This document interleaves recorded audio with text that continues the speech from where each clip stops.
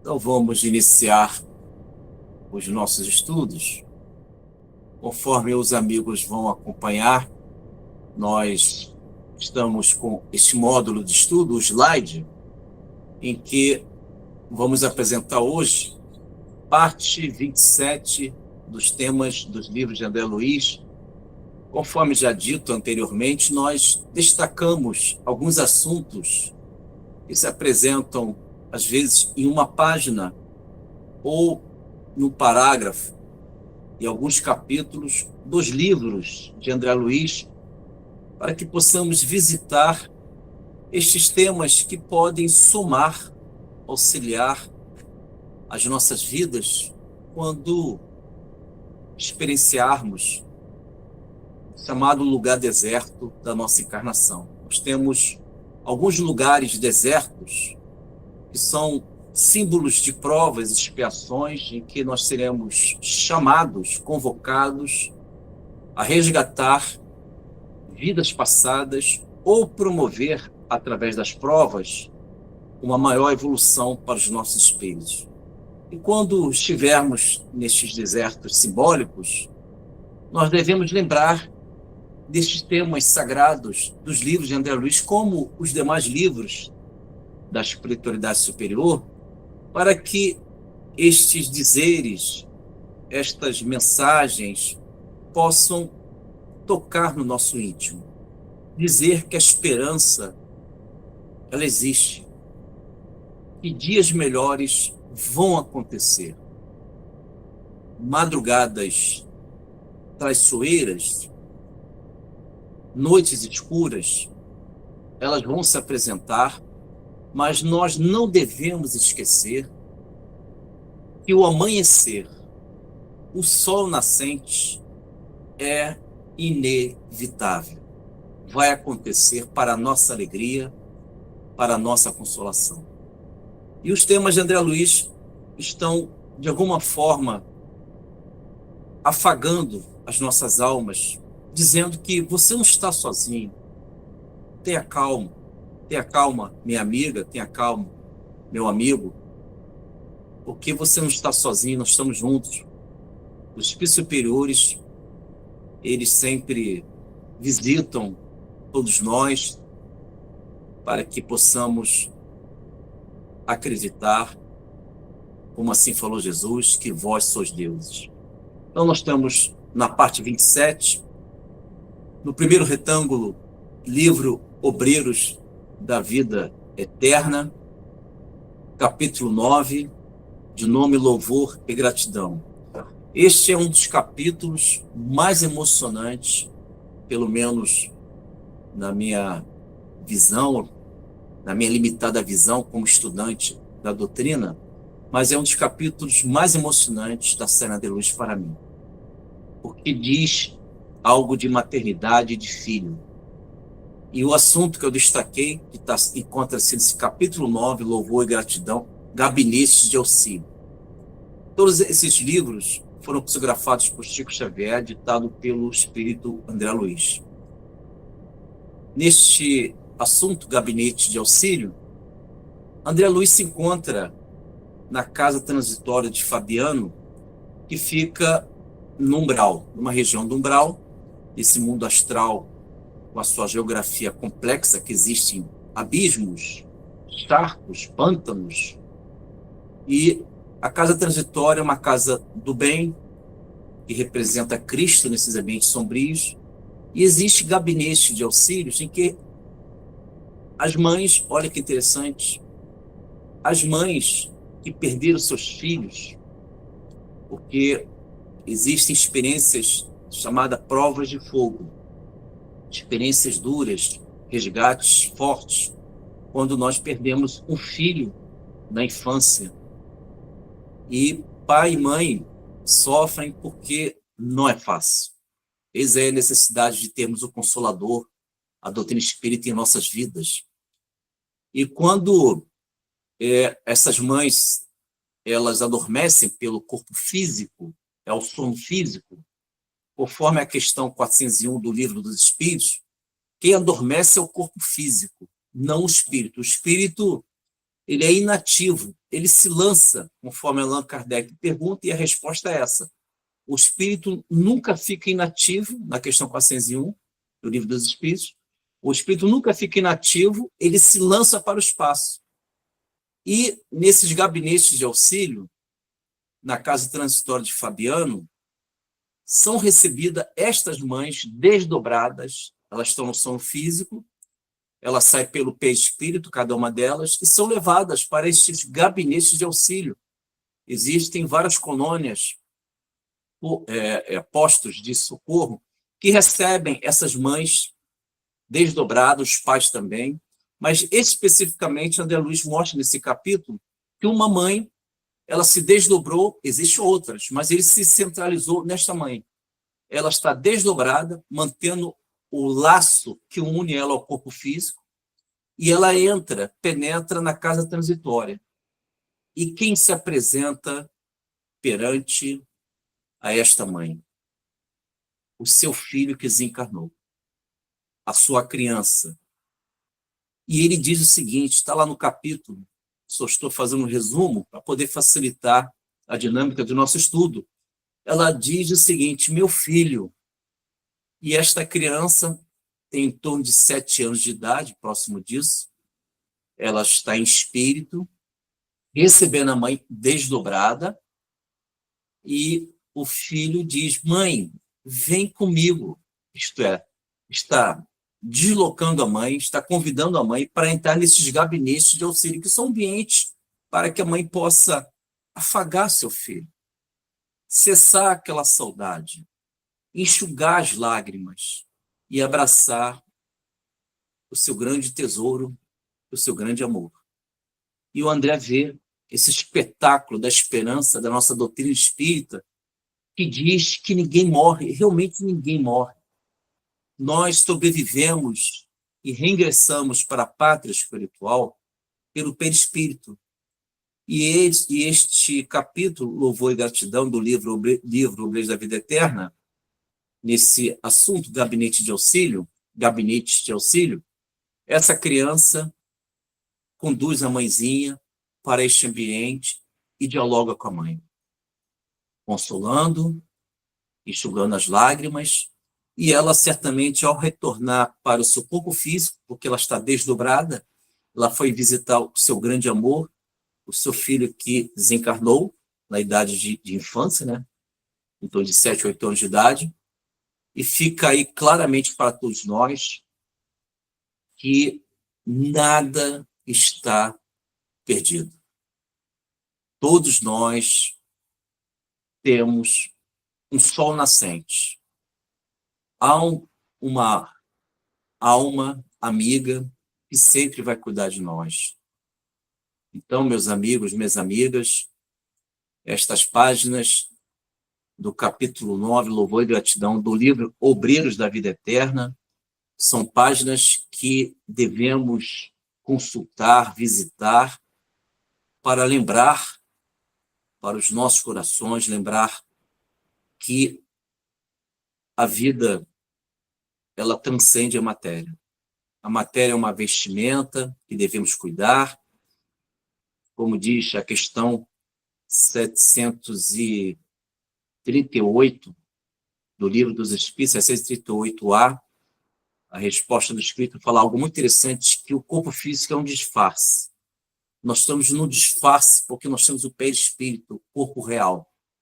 E esse disfarce, se nós não estudarmos a vida, podemos tornar o efeito pela causa.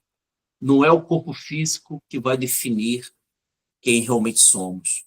É o nosso espírito, através do perispírito, que iremos voltar para a vida real. Então, vou pedir para a Beth ler a questão 918, porque ela vai dar um fundamento justamente nesse capítulo 9 do livro Obreiros da Vida Eterna, porque a questão 918 diz qual é a característica real da evolução do espírito, né? A pergunta é próxima disso, mas a parte da resposta que interessa a gente é que quando conhecemos antecipadamente a vida espiritual, Isso é um dos indicativos do crescimento do espírito. É a prova real que realmente nós avançamos. Conhecer a vida espiritual e compreender esta vida espiritual antecipadamente. Se você compreende a vida espiritual, você sabe que seu filho, que desencarnou antecipadamente, está lá. Se você conhece, tem conhecimento dessa vida espiritual, seus grandes amores que anteciparam a grande viagem, eles estão aguardando. Então é muito consolador conhecer a vida espiritual antecipadamente, como diz a resposta de 1908 do Livro dos Espíritos, que a nossa amiga Beth vai ler, por gentileza. Então vamos lá. É da parte 3, capítulo 12, item da perfeição moral. Pergunta, aí tem caracteres do homem de bem, pergunta 918. Por que sinais se pode reconhecer num homem o progresso real que deve elevar seu espírito na hierarquia espírita? O espírito prova sua elevação quando todos os atos da sua vida corporal são a prática da lei de Deus e quando compreende por antecipação a vida espiritual. Você quer que eu leia o comentário de Kardec, alguma parte? Não. Não precisa não, amiga Beth. Muito agradecida, Beth. A nossa amiga Beth fez a leitura e ela menciona justamente o fundamento deste destaque, deste assunto, deste tema, do capítulo 9 do livro Obreiros da Vida Eterna. Conhecer antecipadamente a resposta 908, que fundamenta o assunto que estamos estudando agora, Gabinete de Auxílio, do capítulo 9 do livro Obreiros da Vida Eterna. Quando nós conhecemos antecipadamente a vida espiritual, conhecer e sentir, se habituar com essa ideia, que existe uma vida pós-morte do corpo biológico. Nós podemos alcançar grandes consolações por estes pensamentos luminosos da nossa doutrina, porque no momento dos desafios da morte de um amado, de uma amada, de uma perda querida, só sobra o nosso espírito com a nossa formação moral e intelectual. O que temos como espírito para nos consolar nesse momento? E a doutrina espírita ela é muito rica, porque é uma doutrina dos espíritos, isto é, são aqueles que já vivem, eles já se encontram na pátria espiritual. E conhecer antecipadamente a vida espiritual nos dá essa sensação que a vida espiritual ela nos espera e vamos alcançá-la. Vamos agora para o segundo retângulo, ainda continuando no livro Obreiros da Vida Eterna, capítulo 10, o nome Fogo Purificador. Também, como os demais livros, foram psicografados por Francisco Cândido Xavier. Esse capítulo Fogo Purificador, lembrando que os primeiros capítulos do livro Obreiros da Vida Eterna mencionam a casa transitória de Fabiano de Cristo, que é presidido por Zenóbia, com assessoria de Luciana. Na última encarnação, Luciana foi enfermeira, ela é evidente no mundo astral. Padre Hipólito, Jerônimo e demais irmãos que auxiliam esse trabalho extraordinário da casa transitória de Fabiano. Isso em pleno umbral, numa região em que não existe a claridade do sol plenamente. Os raios solares visitam estes ambientes do umbral, próximos dos abismos, mas de forma muito suave, os raios solares, que dá a impressão de um crepúsculo, aquele anoitecer ou aquele amanhecer, não muito claro, não muito escuro. André Luster fala que é um céu de chumbo, é um céu cinzento, eternamente assim. E há uma névoa constante, um nevoeiro constante naquele ambiente. Então, é um ambiente muito hostil. Os irmãos que se encontram ali, os perispíritos deles, têm configurações que perderam as formas humanas. Tem configurações de licantropia, forma do lobo, e aí tem a lenda do lobisomem, tem a zoantropia, forma de animais diversos, e as formas humanas quase não existe naquele ambiente. Então, o André Luiz descreve que é um ambiente muito hostil naquela região em que se encontra a casa transitória. E esse fogo purificador é um meio de eles higienizarem, dissolverem miasmas, vibrações, fluidos deletérios venenosos, e as mentes de cada habitante daquela região do umbral aquelas mentes lançam para a atmosfera, a psicosfera daquela região do umbral, vibrações pesadas que geram as chamadas tempestades magnéticas. Existem tempestades magnéticas, segundo André Luiz.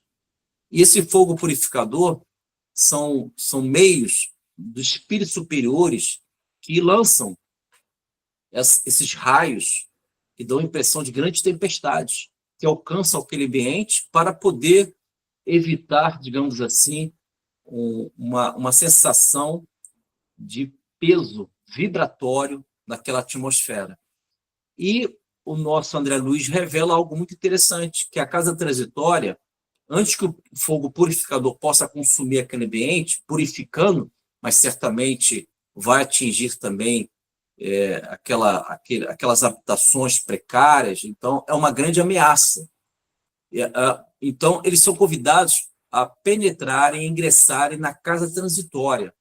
Esse posto que é presidido por Zenóbia é um posto do bem. E, ao ter esses convites, eles só podem entrar se eles viverem o chamado arrependimento eficaz. Esse arrependimento eficaz, dando fundamento para esse estudo, existe um Código Penal da Vida Futura, no livro O Céu e o Inferno, obra clássica de Allan Kardec. Esse Código Penal da Vida Futura se encontra na primeira parte, capítulo 7º, e existe um artigo 16 desse Código Penal da Vida Futura, que foi organizado por Kardec, São Luís, Santo Agostinho, Fenelon e tantos outros irmãos espirituais superiores. E tem um artigo 16 que consagra 3 condições para que todos nós, encarnados e desencarnados, possamos superar situações que violaram as leis divinas. Essas violações são violações que realmente comprometeram as nossas reencarnações. E segundo o artigo 16, existem 3 condições.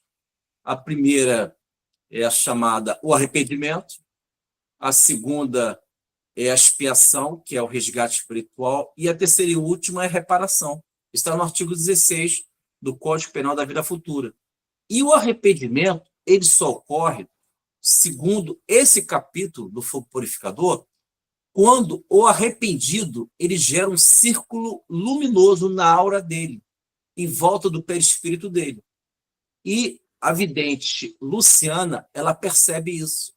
Então, o arrependimento ele só é eficaz quando gera esse círculo luminoso, porque, considerando que são habitantes daquela região do umbral, e na região do umbral, os habitantes, na sua maior parte, são homicidas, suicidas, corruptos, cruéis, prepotentes, passaram aqui na vida humana, na encarnação, vivendo, infelizmente, os espinhos, disseminando lágrimas. E a lei de causa e efeito, a justiça divina, para todos nós, vamos escolher aquilo que nós lançamos ao semear. E o fogo purificador, que é justamente esse ambiente que está descendo vários raios, essa ação magnética forte, e eles estão querendo entrar na casa transitória de Fabiano. E a Luciana vê, quando eles têm um círculo luminoso em volta do seu perispírito. E alguns têm, porque passaram a ter um arrependimento eficaz, e outros não têm. Eles estão numa aparência. Não há uma reforma íntima verdadeira. Não existe o início ali de uma mortificação. Eles não aceitaram, como diz Jesus no seu Evangelho, o negar a si mesmo, tome sua cruz e siga-me. Então não houve aquela negação de si mesmo. A negação de quê? Das suas imperfeições. E quando eles não têm esse círculo luminoso, eles geram justamente o assunto de destaque, nuvens de trevas. Quando não há arrependimento, as nuvens de treva, o que significam nuvens de trevas? É o espelho do psiquismo de qualquer um de nós, desencarnados ou encarnados. Quando vivemos um padrão, né? Um padrão mental, um hábito de irritabilidade, de uma atitude que viola a lei divina, nós reiteramos atos que estamos prejudicando nós mesmos e as pessoas que vivem conosco. Nós criamos nuvens de treva em volta da nossa cabeça, que são símbolos, sinais em que não existe arrependimento, nós estamos, digamos assim, petrificados, infelizmente, concentrados no caminho da treva. Então, os videntes, eles percebem isso, e todos aqueles, sendo encarnado ou desencarnado, se o nosso psiquismo ainda vive na rigidez do caráter, na maldade, vamos apresentar na nossa aura, no nosso perispírito, essas nuvens de treva, que é o sinal que nós não entendemos e não aceitamos a reforma íntima e o caminho do Cristo. Então, no mundo espiritual, os espíritos superiores conhecem todos nós pela nossa aura, pelo nosso perispírito. O nosso perispírito é um arquivo vivo. O nosso perispírito, ele indica, ele aponta quem realmente somos. Aqui na Terra, não. Aqui na Terra, eu posso ocultar as minhas intenções, porque o meu corpo físico, além de ser opaco, não reflete luz, e nem sinais, nem símbolos, nem formas de pensamentos, eu consigo ocultar a minha hipocrisia, a minha sabotagem diante do Evangelho do Senhor Jesus. Mas na vida espiritual, não. Tudo fica claro. Os espíritos superiores, eles olham a gente não somente pelo corpo perispiritual, mas observam a gente o que acontece em nosso psiquismo, porque é lançado fora do perispírito e alcança a aura, as irradiações que envolvem o perispírito, vários sinais, formas, pensamentos.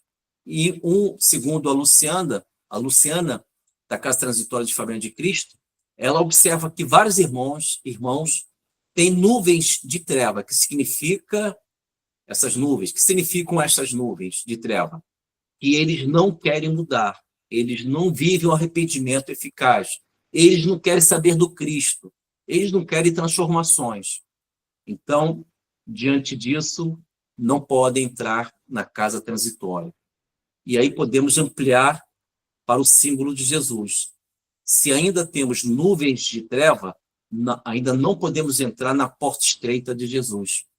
Porque na porta estreita temos que ter o círculo luminoso, os sinais legítimos das nossas transformações. Devemos ter a coragem de trilhar o caminho que vai dar em Damasco, como assim fez Paulo de Tarso, e se ajoelhar perante Cristo.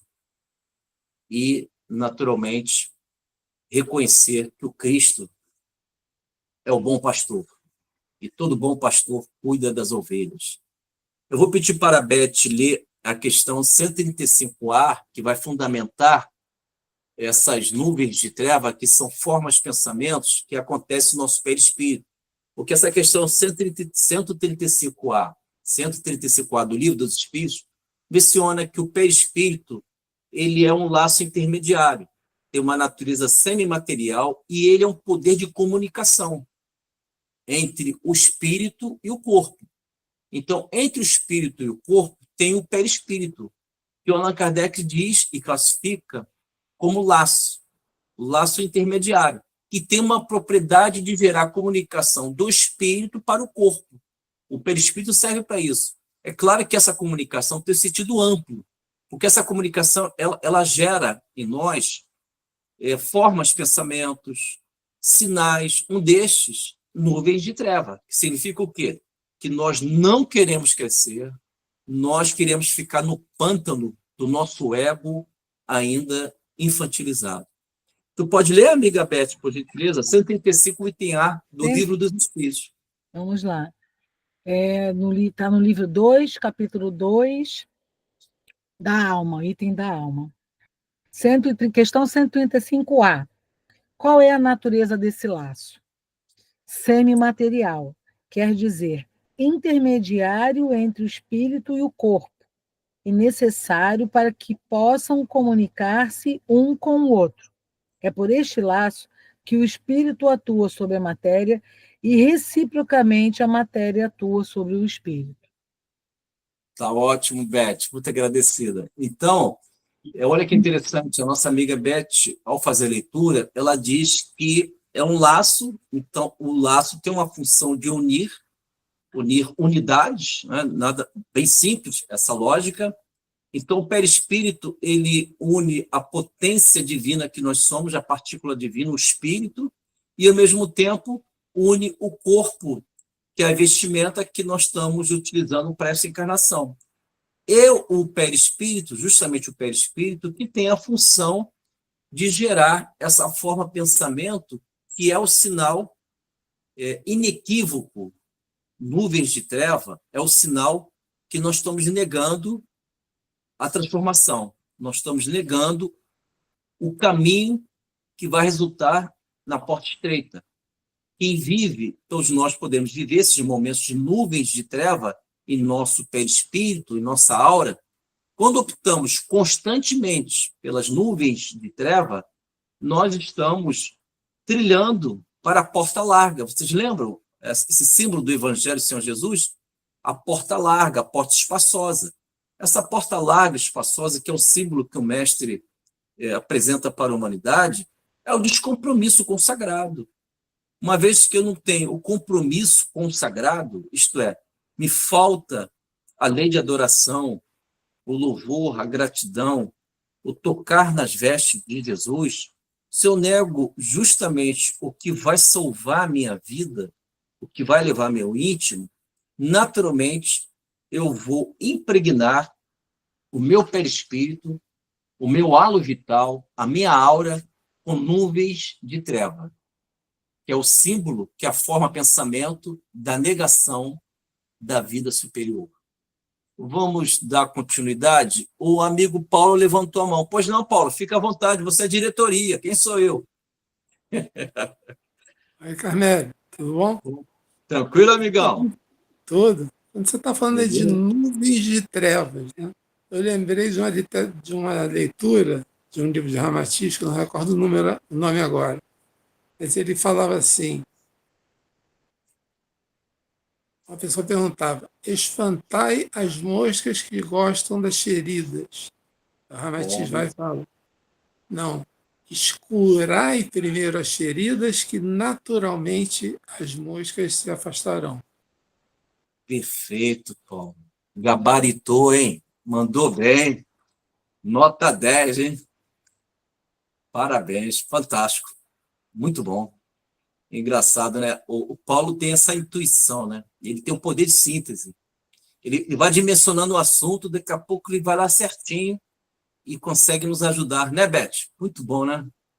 Paulo, não é à toa que é diretoria, não é à toa. Isso aí tudo tem uma Eu ia falar isso, né? patente alta, né, Beth? Só. Eu não falo é nada. Ah, é o Celso. O Celso também é diretoria. O Celso sabe tudo. Tá? A equipe é boa, a equipe é boa, a equipe é grande. É isso aí. Então, esse acréscimo do Paulo, que nos ajudou muito a entender, né? Porque tem que curar a ferida, senão as moscas vão voltar. É isso aí. Nuvens de treva foi bem explicado pedagogicamente pelo amigo Paulo, porque devemos resolver as causas e não os efeitos. Senão, nós iremos ainda viver velhos padrões limitantes. Vamos nos limitar a uma ilusão de imaginar que estamos crescendo, avançando e estamos andando em círculo. Agora vamos para o próximo retângulo, livro Os Mensageiros, capítulo 22, de nome Os que Dormem. Os que Dormem. Essa obra também foi psicografada pelo nosso inesquecível Chico Xavier, ditado por André Luiz, e o André Luiz se encontra numa colônia, ou no posto, Campos da Paz. É uma colônia que é presidido por um casal, Alfredo de Malha, e Ali é um tratamento dos irmãos que desencarnam aqui na Terra e eles são amparados como tantas outras colônias, postos, e o Campo da Paz tem essa função de auxiliar esses irmãos. E esse capítulo, Os que Dormem, eles têm vários pavilhões, cada pavilhão é um espaço muito grande, acolhe em torno de quase 2.000 irmãos que estão dormindo. Olha que situação, estão dormindo. E esses irmãos que estão dormindo viveram, segundo o Aniceto, que acompanha o André Luiz nesse livro, eles acreditavam numa concepção negativista, no materialismo, em que eles negaram a existência de Deus. E quando você nega a existência de Deus, você nega a sua origem paternal divina. Você passa a não ter pai. É meio estranho isso. Se você nega a paternidade cósmica ou a maternidade sideral, você está negando a sua origem divina. E se você não tem origem divina, você está substituindo algo perigosamente, você está preenchendo por líderes do mundo transitórios, né? Então, esses irmãos, os que dormem, a maior parte deles viveram esse materialismo, não acreditarem em nada, cogitaram que morrer, a morte biológica do corpo é um sono profundo, é uma ilusão, esse aí é uma variação do materialismo, e alguns deles viveram também atos criminosos em que se fixaram numa monoideia e não conseguem despertar na vida espiritual. E estão sendo cuidados pela equipe da Ismália e de Alfredo. E André Luiz e Aniceto, eles resolveram acompanhar o tratamento desses irmãos, em que a Ismália, nesse capítulo e no capítulo posterior, chamado a Prece de Ismália, ela ora e ela consegue sair da aura dela, do perispírito dela, somando com vibrações do mundo espiritual superior, forças magnéticas que alcançam alguns irmãos e alguns despertam. Então, consegue despertar, e esse despertamento, depois de muitos anos, e alguns séculos, eles ficam ali séculos dormindo. É uma situação muito fora dos nossos parâmetros, né? Até difícil entender como é que pode. Estão séculos dormindo, fora de si. E aí o Aniceto fala algo nesse capítulo, e aí o assunto em destaque, acompanhando a seta à direita, que é a rigidez de caráter. É muito relevante esse assunto, porque a rigidez de caráter, ela cria essa espécie de sono. Você fica adormecido com os valores espirituais superiores. Você fica disperso, você fica desconcentrado. A rigidez de caráter, ela ignora que você é um aprendiz, você é um necessitado de proteção divina. Uma vez que você vive nessa rigidez de caráter, você se fixa numa ideia, uma fixação mental numa ideia, e você se basta. Aí que mora o perigo. Porque, para começar, ninguém vive uma autonomia 100%, por inteiro. Chegamos no mundo aqui sem roupa. Chegamos no mundo sem roupa. Chegamos aqui no mundo precisando nos alimentar. Temos que ter uma mãe e um pai. Então, que autonomia é essa? Que quando eu estou nascendo nessa esfera física, nem roupa eu tenho. Não tenho nome, meu corpo está em pleno desenvolvimento, eu sou um grande necessitado. A vida já inicia assim, a reencarnação. A encarnação, pedagogicamente, a ação divina, Deus, já está dizendo para todos nós: meu filho, você é um necessitado. Nem roupa você tem, meu filho. Você vai ter que se alimentar através de uma mãe e de um pai. Tu vai começar ainda a andar. Então, a rigidez de caráter, ela é oposto a tudo isso. O que é a rigidez de caráter? É quando você se sente independente, se sente completo em tudo. E essa rigidez de caráter impede que você possa fazer um balanço, que você possa alcançar alguns valores importantes de humildade, se reconhecer que você precisa aprender. Nós precisamos aprender.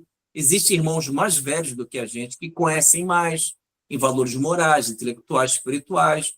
Eles já viveram a experiência que eu não consigo superar, eles já viveram dezenas de encarnações, superaram todas elas. Então eu tenho que me curvar. Ele sabe mais do que eu. Agora, aquele que vive na rigidez do caráter, ele entra no orgulho. E o orgulho nega a condição de aprendiz. O orgulhoso, ele vive essa autossuficiência que não existe e ele fica diante de uma situação de obsessões sutis, a começar a obsessão de fascinação, em que a razão fica comprometida. A obsessão de fascinação, a razão ela é falseada pelo egoísmo, pelo orgulho, pela má educação. E esses irmãos que dormem nesse ambiente, nessa colônia, Campo da Paz, eles estão ali porque eles não aprenderam palavras de Aniceto, o mentor que cuida de André Luiz no livro Os Mensageiros. Segundo Aniceto, eles não aprenderam a ceder e não aprenderam a desenvolver os exercícios da fé. Quando estamos aqui, sendo no centro espírita, ou nesse momento sagrado do estudo, ou na igreja, ou qualquer núcleo de espiritualidade, nós estamos, de alguma forma, exercitando a nossa fé, procurando expandir o vós sois deuses. O vós sois deuses. E a rigidez de caráter, ela impede esta condição de estudante da vida. E se você não se sente estudante da vida, perigosamente você entra no achismo. E no achismo há muita obsessão e auto-obsessão. Porque, conforme uma questão 274, que eu vou pedir para a Beth ler, vou sair do roteiro, Beth, peço desculpas. A questão 274 do Livro dos Espíritos, 274, diz sobre a ascendência do espírito superior sobre inferior é irresistível. No mundo espiritual existem hierarquias. O superior orienta o inferior. Então, a questão 274, ela diz para todos nós, na sua resposta, que no mundo superior, no mundo espiritual, existem espíritos que sabem muito, bem superior àquilo que sabemos. Então, como você vai se adaptar a um mundo em que existem hierarquias morais, espirituais, intelectuais, em que aquele superior pode lhe orientar? Mas ele só pode lhe orientar, o superior, se você ceder, se você se colocar como um aprendiz, para aprender com o mais velho, no sentido de sabedoria divina. Mas se você tiver rigidez de caráter, você vive uma falsa completude. E por viver uma falsa completude, você fecha a sua sensibilidade para a vida superior. Pode ler, amiga Beth, por gentileza? Já achei aqui. Você acabou respondendo até um pouco antes uma pergunta que eu ia fazer, que era justamente da vaidade e do egoísmo, que são quem colocam essa nuvem nos olhos, né, dessas pessoas, né? Você falou isso. Então, vamos lá. Essa questão que eu vou ler agora é 274, está no livro 2, capítulo 4, Vida Espírita, Relações de Além-Túmulo. Questão 274. As diferentes ordens de espírito estabelecem entre elas mesmas uma hierarquia de poder? Há entre elas uma subordinação e autoridade? Resposta dos espíritos: sim, e muito grande. Os espíritos têm uns sobre os outros uma autoridade relacionada com a sua superioridade que exercem por uma ascendência moral irresistível. Agradeço, Beth. Você pode ler, Beth, aproveitando. Aí, essa está no roteiro, 629. Essa 629 ela está também vinculada ao assunto de destaque, porque Allan Kardec pergunta a 629 o que é lei moral, o que se entende por lei moral. E uma parte da resposta muito interessante, que a lei moral para o mundo superior funda-se na observância da lei de Deus. Olha que interessante, Beth e amigos. segundo um mundo superior, a moral, ela tem a sua base, quer dizer, funda-se, ela tem o seu fundamento na observância. Quando você observa e se ajusta à lei de Deus, você desenvolve moral. Olha que interessante. Pode ler, amiga Beth, por favor? Vamos embora. 629. Essa foi mais rápida. 629. Essa questão está no livro 3, no capítulo 1, lei divina ou lei natural. Na parte, o bem e o mal. Questão 629. Que definição se pode dar da moral? A moral é a regra para se conduzir o bem, quer dizer, a distinção entre o bem e o mal. Ela se fundamenta sobre a observação da lei de Deus. Se o homem se conduz bem quando faz tudo em vista e para o bem de todos, porque ele então observa a lei de Deus. É isso. Tá ótimo, Beth. Muito agradecido. É interessante que se a 629, conforme a leitura da Beth, se porventura a moral ela tem em seu fundamento a observância da lei de Deus, a rigidez de caráter, a pessoa dura no coração, ela não quer se ajustar à lei de Deus. Então a moral dela ainda tem aspectos muito do egoísmo, muito da pessoa dela. E quando nós tornamos a moral com um valor puramente pessoal, particularizado, sem o toque de Deus, sem o toque do Evangelho, tudo indica que nós iremos nos conduzir aos abismos dos velhos erros da encarnação. E vamos agora, meus amigos, minhas amigas, para o último retângulo, livro O Nosso Lar, capítulo 46, de nome Sacrifício de Mulher. Esse sacrifício de mulher é a mãe de André Luiz, né? Ela vai viver um grande sacrifício em que ela vai ter as duas amantes do marido dela, na última encarnação, que é o Laerte. As duas amantes escravizaram o Laerte em termos de vibrações, e o Laerte não consegue perceber a presença da própria mulher dele, que é a mãe de André Luiz. E ela vai receber essas duas como filhas. Por isso que o nome do capítulo é Sacrifício de Mulher, né? Mas aí, seguindo o assunto, temos aqui a indicação, a seta da fatalidade. É interessante, a fatalidade, segundo a mãe de André Luiz, ela esclarece nesse capítulo 46, Sacrifício de Mulher, do livro Nosso Lar. Segundo a mãe de André Luiz, a fatalidade é uma criação nossa, nós criamos a fatalidade. Ela até diz assim: Deus criou o livre-arbítrio e nós criamos a fatalidade. Então, a fatalidade não existe, isso é criação nossa. O que é a fatalidade? Fatalidade é o abuso, a utilização equivocada do livre-arbítrio. Porque se você utiliza o seu livre-arbítrio hostilizando as leis divinas, você se compromete numa encarnação posterior a resolver, a resgatar as suas violações das leis divinas. Isto é, se nós abandonamos famílias, se nós ignoramos o sagrado no passado, nós já estamos ali criando planejamento reencarnatório. Uma vida seguinte, eu terei que resgatar o sagrado e terei que amparar aqueles que eu abandonei. Então, na realidade, fatalidade, fatalismo, é criação minha do passado, que eu dei esse nome. Na realidade, não existe fatalidade nem fatalismo, existe resgate espiritual. Então, a mãe de André Luiz coloca isso com muita clareza. Deus criou o livre-arbítrio. Nós criamos a fatalidade, segundo a mãe de André Luiz.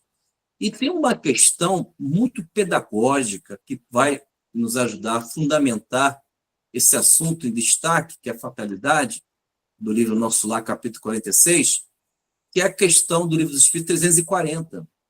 É muito interessante, porque Allan Kardec pergunta se a reencarnação é um ato solene, é um ato importante para o espírito.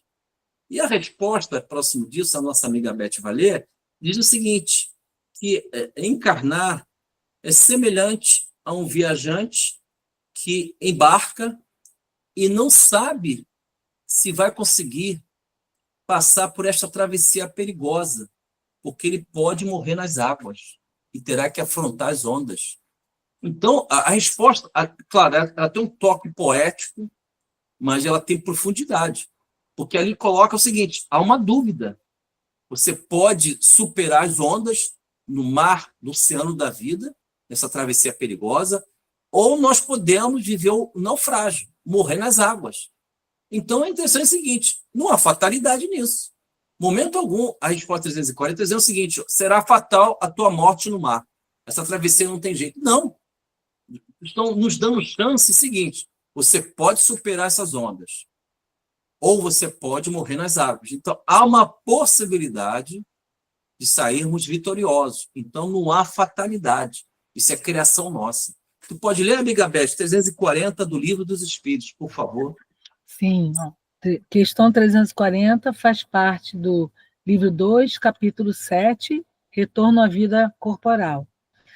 Tá no item Prelúdios do Retorno. O instante em que o espírito deve se encarnar é para ele um momento solene? Realiza esse ato como uma coisa grave e importante? Resposta dos espíritos. É como um viajante que embarca para uma travessia perigosa e não sabe se encontrará a morte nas ondas que enfrenta. Perfeito. É isso aí, né, Beth? É sério, né? A resposta é séria, né? É uma sacudida, eu diria que é uma sacudida, né? É melhor que quando reencarnar levar uma boia, né? É, A coisa realmente exige da gente esta boa preocupação, porque a responsabilidade que nós levamos à vida, ela nos dá algo muito encantador, porque a vida tem os seus momentos e tem um gosto amargo. Mas se conseguirmos colocar algo doce nesse amargo da vida, nós começamos a relativizar o que até então começamos a dar um valor absoluto. Então, quando nós conseguimos colocar coisas doces no amargo da vida, a fatalidade, essa ideia, esse imaginário da fatalidade, passa a não existir, porque você tem o poder de escolha, você tem o livre arbítrio. E até vocês devem lembrar, quando mais jovem, esse pensamento do senso comum sempre me acompanhou e eu nunca concordei. Eu sempre achei que havia um grau de fatalidade muito grande nesse pensamento do senso comum. Vocês vão lembrar, esse pensamento é o seguinte: se correr, o bicho pega. Se ficar, o bicho come. É o fatalismo. É fatal. Você não tem opção. Porque se você corre, e o ato de correr é uma iniciativa da sobrevivência, instinto de conservação. Eu quero viver. Então, se você correr, o bicho ele vai lhe alcançar. E se você ficar, o bicho vai comer você. Então, aí vem Jesus. Aí vem o Evangelho. Aí vem o sagrado da espiritualidade. Aí muda. Olha que coisa interessante. Com Jesus, tudo muda. Se correr, o bicho pega. Se ficar, o bicho come. Mas com Jesus, o bicho some. Com Jesus, o bicho some. Porque muda. Você consegue relativizar a tua dor, o teu sofrimento, e você vai dissolvendo o valor absoluto, a fatalidade dos seus sofrimentos.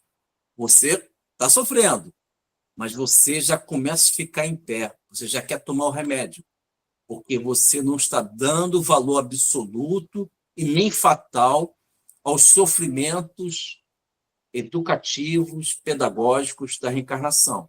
É claro que ninguém quer sofrer, e eu compartilho desta ideia, perfeito. Mas se o sofrimento bateu na minha porta, eu não vou tornar ele absoluto. Então eu preciso conviver com Jesus para esse bicho sumir. O bicho é essa ideia de fatalismo. E com isso, meus amigos, finalizamos mais o estudo de André Luiz. Agradecemos as presenças, que Deus abençoe vocês, que possamos manter os nossos corações no conhecimento que liberta. Conhecereis a verdade, e a verdade vos libertará, segundo o Mestre Jesus. E Jesus também fala menciona no Evangelho de João, dizendo o seguinte: irei preparar um lugar para você. Isso está lá no Evangelho de João. Olha que beleza, o Mestre ama tanto cada um de nós, que ele diz: irei preparar um lugar para você. É o Mestre que quer cuidar da gente.